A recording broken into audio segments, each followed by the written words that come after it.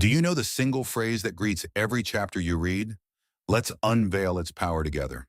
Welcome back, dear learner. I'm glad you're here. The word you see, bism, means in the name of. It is followed by two attributes of the divine.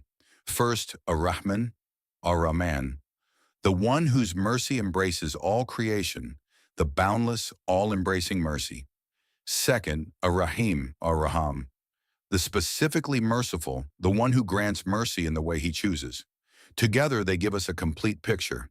Every action begins with his name, with mercy that reaches every heart, and mercy that is both vast and personal.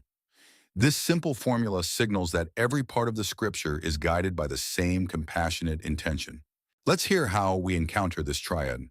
In Surah Al-Quran, verse 1 starts with it, "In the name of Allah, praise is due to him." In Surah An-Nahl, verse 1 reads, "In the name of Allah, the entirely merciful, the especially merciful." Then Surah Al-Baqarah, verse 5, "In the name of Allah, the entirely merciful, the especially merciful." And don't forget Surah Al-Fajr, verse 1, "In the name of Allah, the entirely merciful, the especially merciful." Each time the meaning stays the same, but the rhythm changes with the surrounding words. Now repeat after me, speak slowly, feel the beat of each word. 1. Bismi, 2. r-Raḥmān, 3. r-Raḥīm, again. 1. Bismi, 2. r-Raḥmān, 3. r-Raḥīm, again.